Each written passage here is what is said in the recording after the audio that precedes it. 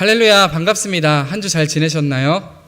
네, 우리 오늘은 인사할 때요, 서로에게 인사하지 말고 졸지 말라고 우리 다 같이 화이팅 한번 하고 시작하겠습니다. 자, 시작! 화이팅! 예, 응원합니다. 오늘 말씀을 시작하기 전에 우리 사랑하는 한 자매께서 오셔서 전도사님 지난주에 너무 졸아서 죄송하다 이렇게 얘기하시고 계시더라고요. 지금 고개를 수그리셨는데요. 오늘 여러분들과 함께 나눌 말씀은 조금 특별하게 준비했어요. 오늘의 말씀은요, 여러분들 모두 카메라맨처럼 생각하시면 될 것 같아요. 카메라맨이자 스토리텔러십니다. 그래서 오늘 말씀을 들을 때는 저희의 상상력이 많이 필요합니다.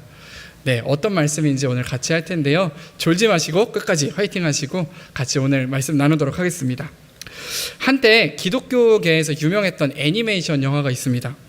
이집트 왕자라는 애니메이션 영화인데요. 다들 보셨죠? 네, 이집트 왕자 1은 누구의 이야기인지 혹시 아시나요?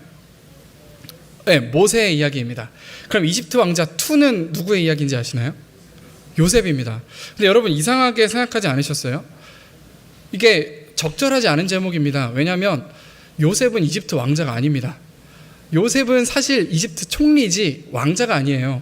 그런데도 불구하고 이집트 왕자 2 요셉의 이야기라고 이렇게 조금 파괴를 해가면서까지 하는 이유는 무엇이냐면요, 요셉의 이야기가 그만큼 우리 성경에서 중요하고 요셉의 이야기가 그만큼 유명하기 때문입니다. 교회 안 다녀본 사람도 꿈의 사람 요셉이라는 이야기는 한 번씩 다 들어봅니다. 자, 여러분, 성경의 첫 번째 책이 뭡니까? 예, 창세기입니다. 그렇죠?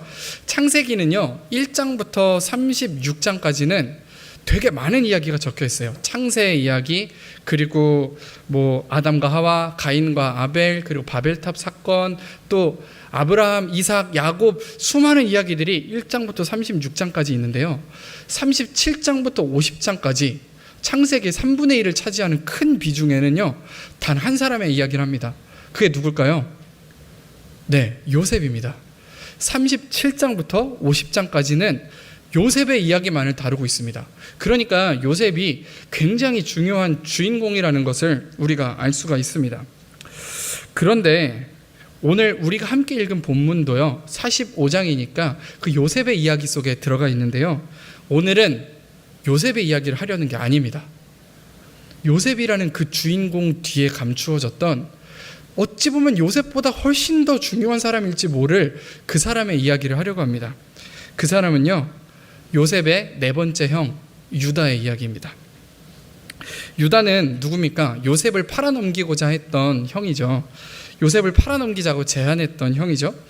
오늘 유다의 인생을 우리가 함께 스토리를 통해 살펴보면서 돌이킬 수 없는 죄로 인해 괴로워하는 한 인생에게 하나님께서는 어떻게 그 인생을 다루어 가시는지, 하나님께서는 그 죄지은 인생을 어떻게 사랑하시는지, 오늘 그 이야기를 우리가 함께 나누어 보기를 바랍니다.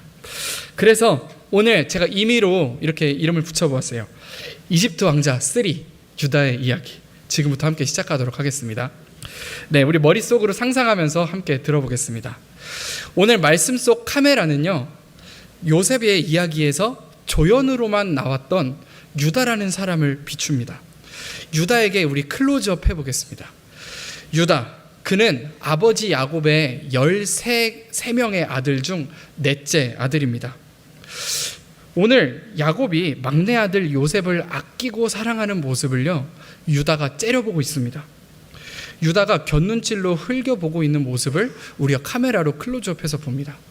그런데 그 옆에는요, 유다만 그런 게 아니고요, 다른 형제들도 똑같이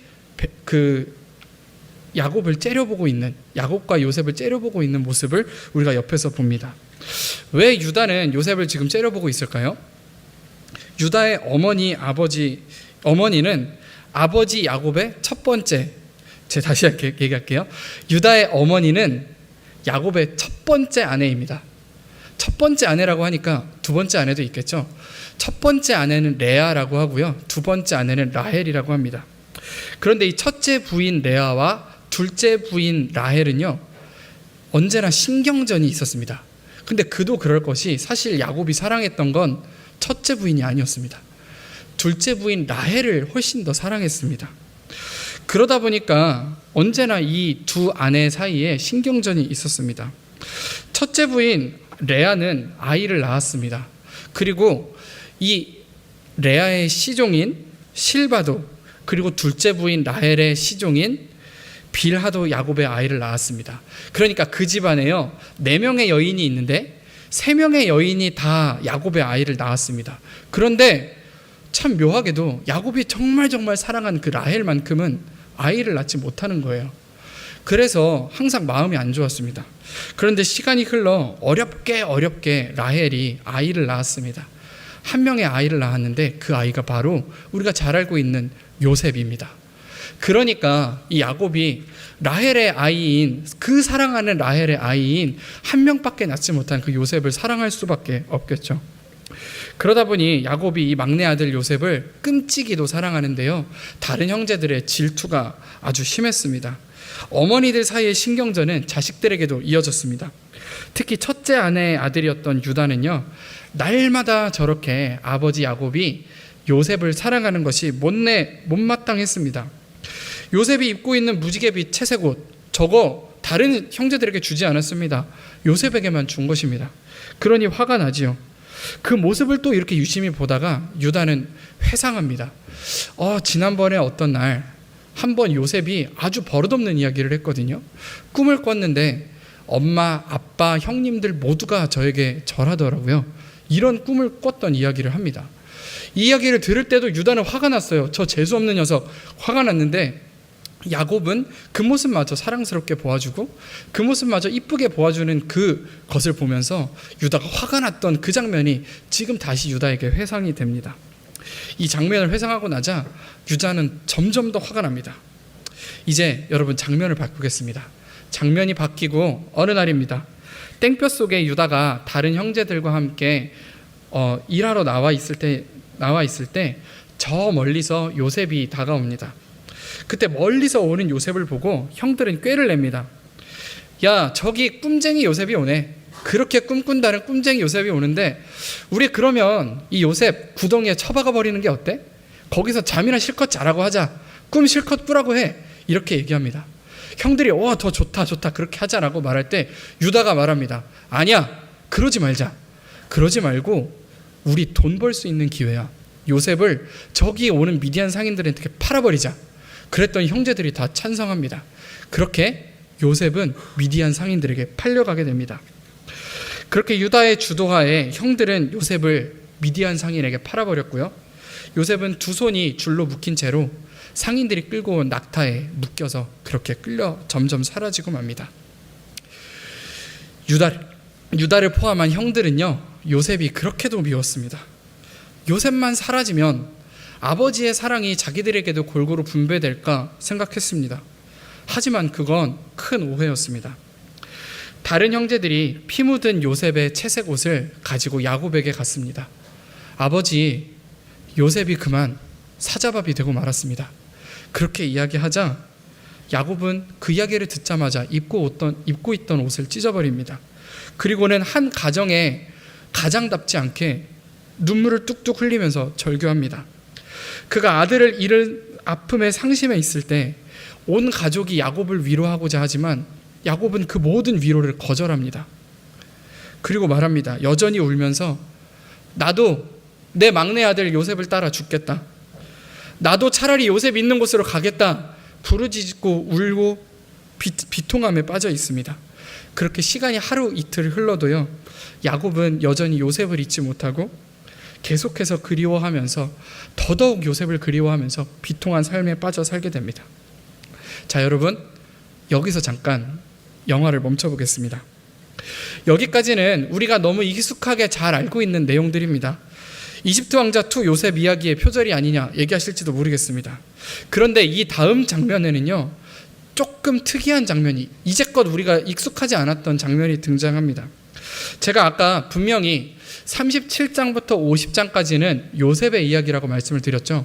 그런데 특이하게도 바로 요셉의 이야기를 시작하자마자 38장에는요, 요셉이 아닌 유다의 이야기가 한 장이 들어 있습니다. 어쩌면 마치 이 창세기의 저자가요, 요셉의 이야기를 본격적으로 시작하기 전에 반드시 유다의 이야기를 해야 한다고 말하는 것만 같습니다. 38장 전체를 할애해서 유다의 무슨 이야기를 하고 있는지 우리 계속해서 그 영화를 이어서 가도록 하겠습니다. 자, 그럼 이제 본격적으로 유다의 이야기로 카메라를 옮겨보도록 하겠습니다. 아버지 야곱이 눈물을 흘리면서 비통에 빠져있는 그 모습을 바라보는 유다. 요셉이 팔린 그 사건 직후에 가정은 풍비박살이 났습니다. 집안에는 더 이상 예전 같은 웃음도 없었고요. 더 이상 예전 같은 기쁨이 없었습니다. 엄마 아빠는 매일같이 울기만 했고요. 형제들은 죄책감에 시달렸고요. 마치 그게 유다만의 잘못인 것처럼 형제들은 유다에게 눈치를 주기도 했고요. 이 일이 이렇게 되니 유다는 더 이상 집에 있을 수 없었습니다.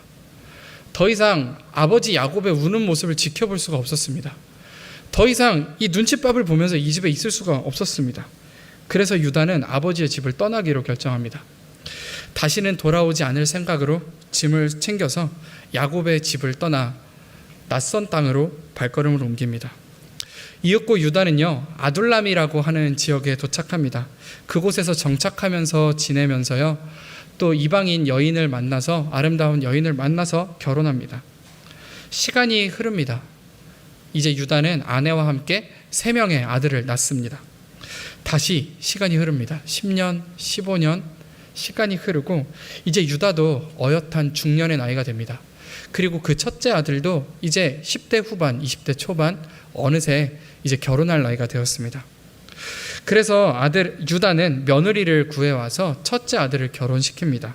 그렇게 평안한 날들이 이어지고 이제 드디어 유다에게도 아름다운 가정들이 꾸려지고 평안한 날들이 이루어질 것 같았던 어느 날 갑자기 첫째 아들이 죽어버리고 맙니다. 사랑스러운 아들의 갑작스러운 죽음 앞에 유다는 당황합니다. 당황하고 그 비통한 심정으로 내 사랑하는 아들이 죽었음을 슬퍼합니다. 눈물을 흘리며 애통해합니다. 그런데 그 아픔을 온전히 견디기도 전에 둘째 아들이 또 죽고 맙니다. 너무나 유다는 마음이 슬펐습니다. 착잡합니다. 이제 두 아들을 잃어버린 그 슬픔을 함께 나누고 견뎌줘야 할 아내가 또 죽고 맙니다. 오랜 시간이 지나지 않아 두 아들과 아내를 동시에 다 잃어버린 유다. 이제 유다는 마음이 슬픕니다. 이제야 성인이 되어 결혼시켰는데 처음 이 아이가 뛰놀고 처음 이 아이가 걷고 처음 엄마 아빠 부르던 그때를 기억하면서 이 아들들이 죽었던 그 모습이 유다에게는 큰 아픔이 되고 맙니다. 그렇게 가슴 아파하며 아무것도 하지 못하고 주저앉아 울던 유다에게 문득 떠오르는 장면이 있습니다. 자신이 집을 떠나기 전 요셉을 잃고 울던 아빠의 모습입니다. 이제 자신의 나이와 자신의 처지가 그 시절 아빠의 모습과도 같아졌습니다. 그리고 유다는 이제서야 자신의 아빠 야곱의 슬픔을 헤아립니다. 도대체 어린 시절 자신이 저지른 짓이 무엇인가 생각해 보게 됩니다. 다른 형제들이 그저 짓궂은 장난을 치려고 구덩이에 던져 넣자고 했을 때 유다는 요셉을 팔아버리자고 했습니다. 이를 다시는 돌이킬 수 없게 만들어버렸던 것은 유다였습니다. 막내 동생 요셉이 팔려가던 마지막 모습과 아버지가 우시던 그 모습이 지금 주저앉아 울고 있는 유다의 모습 위로 오버랩됩니다. 이제 유다는 후회의 눈물을 흘립니다. 어린 시절 치기 어린 자신의 죄로 인해서 망가져버렸던 아버지, 망가져버렸던 우리 가족, 자신의 망가진 인생을 후회하면서 그 인생을 통감하면서 후회의 눈물을 흘립니다. 여러분 혹시 너무 멀리 왔나요? 라는 찬양을 아십니까? 이게 진짜 옛날 찬양이긴 한데요, 제가 좋아하는 찬양 중 하나입니다. 가사를 한번 띄워주시겠어요? 네, 제가 한번 읽어보겠습니다. 너무 멀리 왔나요? 주님께 돌아가기엔. 사랑의 주님, 그 품을 떠나 내 영혼 잃어버린 지금 너무 늦은 건가요? 내 영혼 회복하기엔 수많은 죄악 속에 갇혀서 주님을 잃어버린 지금. 만일 제가 유다가 주저앉아서 우는 이 장면에 배경음악을 집어넣는다면요, 분명히 이 찬양을 BGM으로 넣었을 것입니다. 제가 조금만 불러볼게요. 너무 멀리 왔나요? 주님께 돌아가기엔 사랑의 주님 그 품을 떠나 내 영혼 잃어버린 지금 너무 늦은 건가요? 내 영혼 회복하기엔 수많은 죄악 속에 갇혀서 주님을 잃어버린 지금. 네, 여러분이 오늘 유다의 이야기를 잘 따라오고 계시다면요, 오늘 말씀 속에서 이 이야기가 비단 성경의 스토리를 말하고자 하는 게 아님을 눈치채실 겁니다. 처음에는 눈치챌 수 없을 만큼 작은 불순종이었습니다. 하나님께서 나를 부르신다는 거 알면서도 나를 사랑하는 하나님이 여전히 내 문 밖에 서서 나를 기다리고 계시는 거 알면서도 그냥 오늘의 내 삶이 조금 더 급해서 하나님을 살짝 뒤로 미루었을 뿐입니다. 그렇게 예배를 조금 미루고 하나님을 조금 뒤로 미루자 우리의 마음은 조금씩 하나님으로부터 멀어졌습니다. 그리고 어느새 예배의 자리로 돌아와 보니까요, 어느새 내 마음은 하나님과 너무 멀어져 있습니다. 다시 예전과 같은 예배의 감동을 회복하고 싶지만, 다시 예전과 같은 하나님과의 그 사랑의 이야기로 들어가고 싶지만 이제는 노력할 게 너무 많아 보입니다. 그래서 이제는 알면서도 하나님을 외면합니다. 이제는 일부러 하나님을 외면합니다. 그렇게 조금씩 하나님과 멀어진 지 오래, 이제는 그리스도인이라 말하기엔 내 모습이 너무 부끄럽습니다. 우리가 오늘 카메라로 지금 말씀 속의 이야기들을 비추어 보고 있었잖아요. 이제 그 카메라를 잠깐만 가지고 와서 오늘 예배드리고 있는 우리 자신을 비추길 원합니다. 하나님의 카메라가 지금 예배드리고 있는 나 자신을 비춘다면 지금 우리의 모습은 어떻게 보일까요? 우리의 모습 뒤로 흐르고 있는 배경음악은 뭐가 되겠습니까? 오늘 유다의 이야기는요, 하나님으로부터 멀어져 버린 우리의 이야기입니다. 처음에는 연약함으로, 나중에는 완악함으로 하나님으로부터 멀어져서 이제 다시는 돌이키기에 불가능해 보이는 모습으로 오늘 우리가 있는 것은 아닌지요. 10년, 15년의 시간을 돌이켜서 다시 요셉을 팔기 전 그때로 돌아갈 수 있다면 얼마나 좋을까요? 하지만 요셉은 이미 팔렸습니다. 시간은 너무 많이 흘렀고 가족들의 상처는 너무 깊고 내 인생은 너무 망가졌고 하나님으로부터 이제는 돌이킬 수 없을 만큼 멀어졌습니다. 이제 내 눈앞에 남은 것은 슬픔뿐입니다. 다시 유다에게로 가볼까요? 아들들과 아내를 잃고 고향집으로 돌아왔습니다. 아들을 다 잃고 아내를 잃고 다시 아버지의 집으로 돌아온 유다입니다. 그런데 어느 날이었습니다. 땅이 바짝바짝 마르더니 수분이 하나도 없어졌습니다. 원래 비옥한 땅이었는데 이제 농작물들도 자랄 수 없고 모두가 굶어 죽게 생겼습니다. 야곱의 가족들 모두가 쫄쫄 굶고 있습니다. 유다를 포함한 형제들은 이제 이웃나라 애굽으로 음식을 구하러 갑니다. 힘들지만 굶는 가족들을 생각하면서 쉬지 않고 갑니다. 배고픔을 참고 스핑크스가 보일 때까지 나일강을 한 줄로 건너갑니다. 그리고 드디어 애굽 총리 대신을 만납니다. 이 이후의 일은요, 우리 모두가 다 잘 아는 내용입니다. 형들을 바로 알아본 요셉은 막내 동생 베냐민 데리고 오라고 합니다. 그리고 형들이 베냐민을 데리고 왔을 때 일부러 베냐민에게 누명을 씌워서 베냐민을 애굽의 종으로 삼으려 합니다.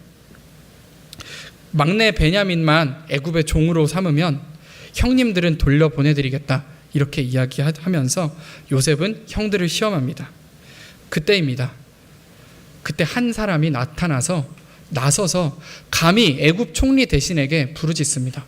뭐라고 부르짖는지 한번 같이 보겠습니다. 제가 읽겠습니다. 아버지의 생명과 아이의 생명이 서로 하나로 묶여 있거늘 이제 내가 주의 종 우리 아버지에게 돌아갈 때에 이 아이가 우리와 함께 가지 아니하면 아버지가 아이의 없음을 보고 죽으리니 이같이 되면 종들이 주의 종 우리 아버지가 흰머리로 슬퍼하며 스올로 내려가게 함이니이다.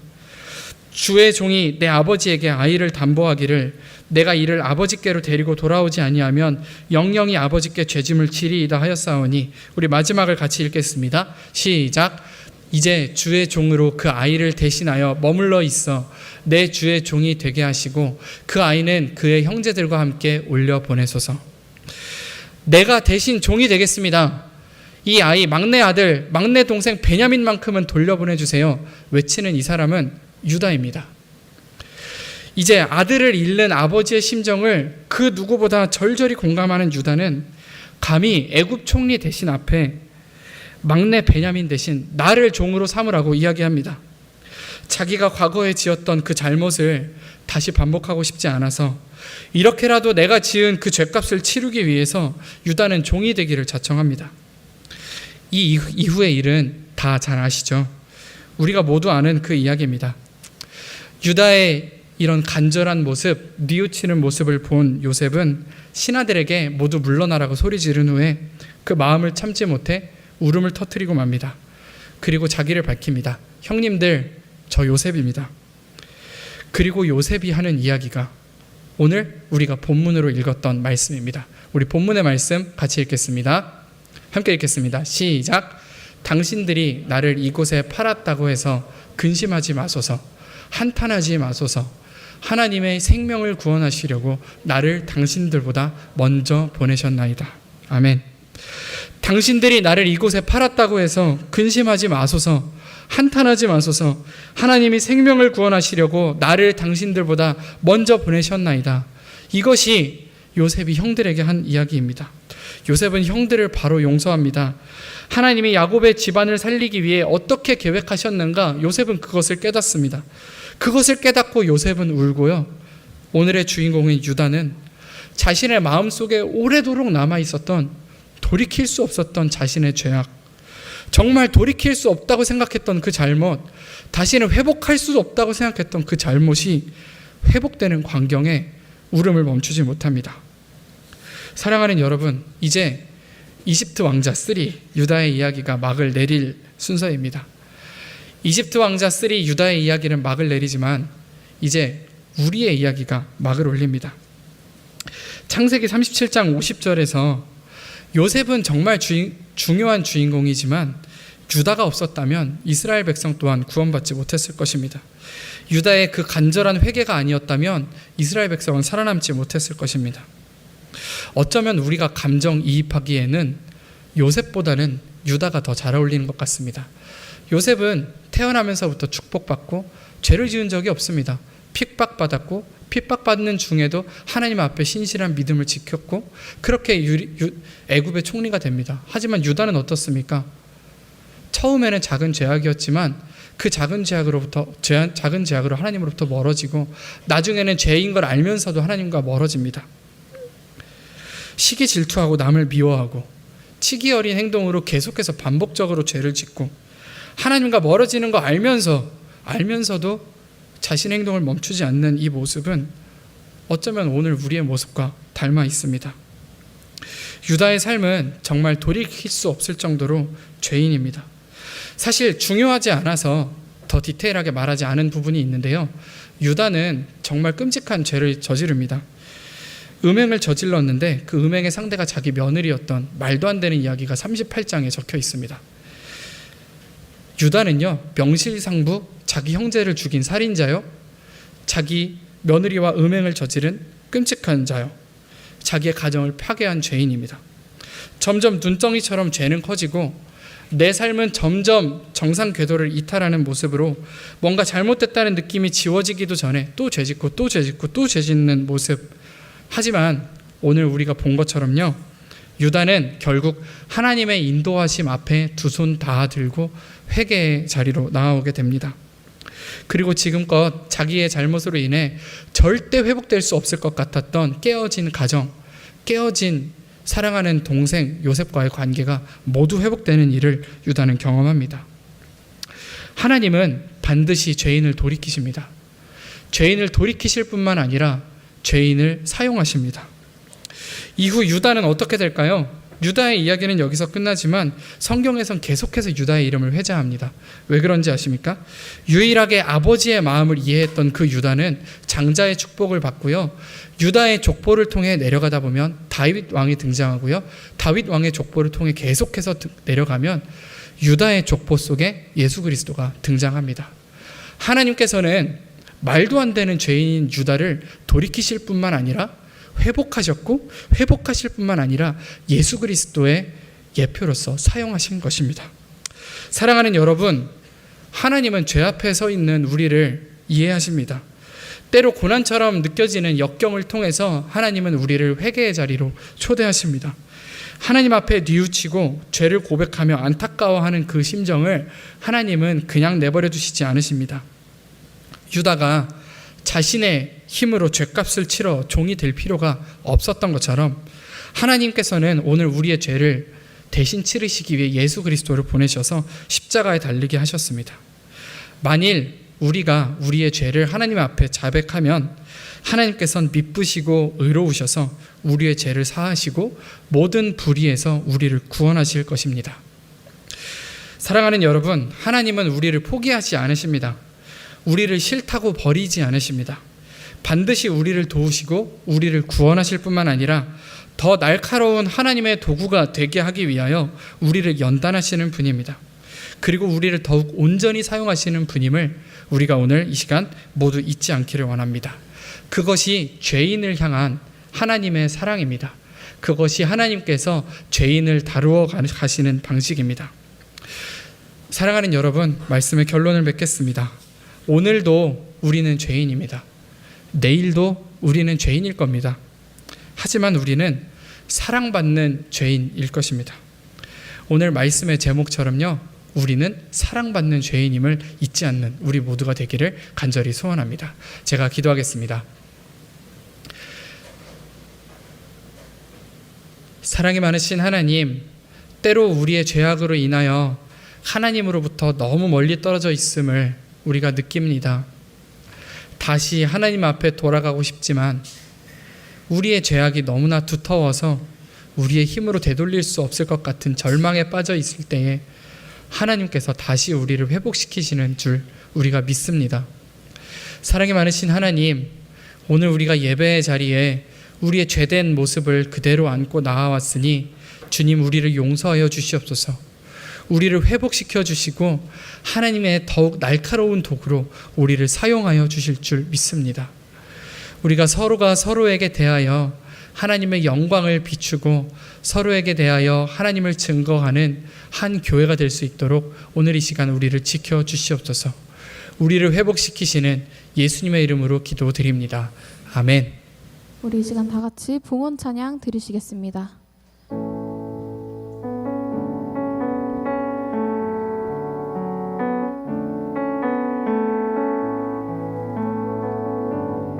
함께 찬양하실까요? 주 앞에 나와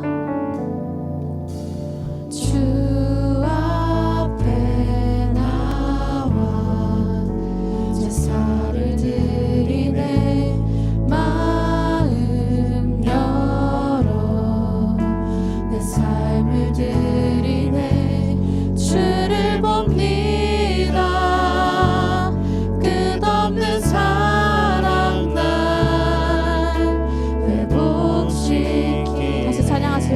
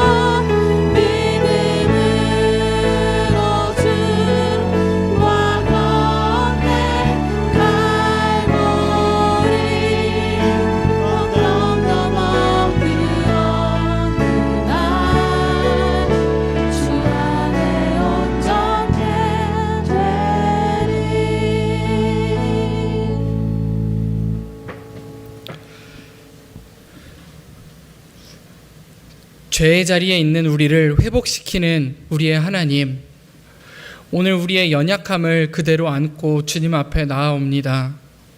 저희의 모습으로는 하나님 나라를 확장하기에 너무나 연약한 도구이지만 그럼에도 불구하고 우리를 회복시키고 우리를 사용하시는 주님을 신뢰함으로 이 자리에 나아옵니다. 하나님, 부족한 예물이지만 우리의 마음과 우리의 시간과 우리의 정성을 나누어 하나님 아버지 앞에 드립니다. 하나님, 부족함 가운데에서도 어려움 가운데에서도 예물을 바치는 우리 사랑하는 형제 자매의 그 마음에 주님 칭찬하여 주시고 그 믿음을 칭찬하여 주시고 그 삶 가운데 주님 큰 축복이 있게 하여 주시옵소서. 저희가 드린 이 예물이 하나님 나라 확장의 귀한 곳에 사용될 수 있도록 주님 이끌어 주실 줄 믿습니다.